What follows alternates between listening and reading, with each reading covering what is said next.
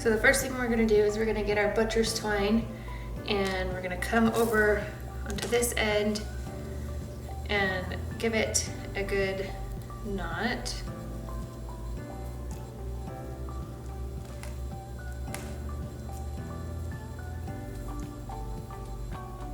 Make sure you leave a little bit of string hanging over on the end here. And then we're gonna take it and we're gonna wrap it around our hand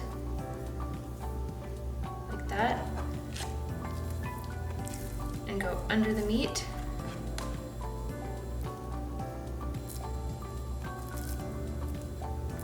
Keep going until you get to the end.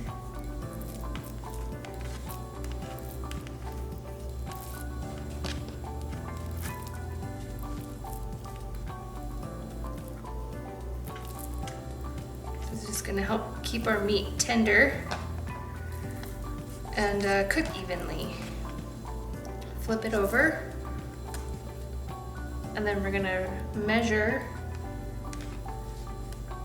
a little bit past here and then cut it. Then we're just gonna go under and over, under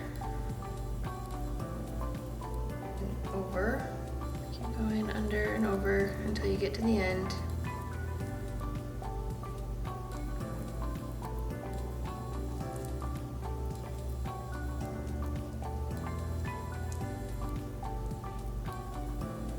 Under and over. And hopefully you gave yourself a little bit of room, because then you're going to tie these two together on the end here.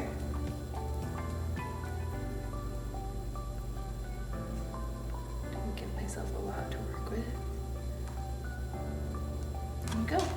Perfectly tied piece of beef tenderloin.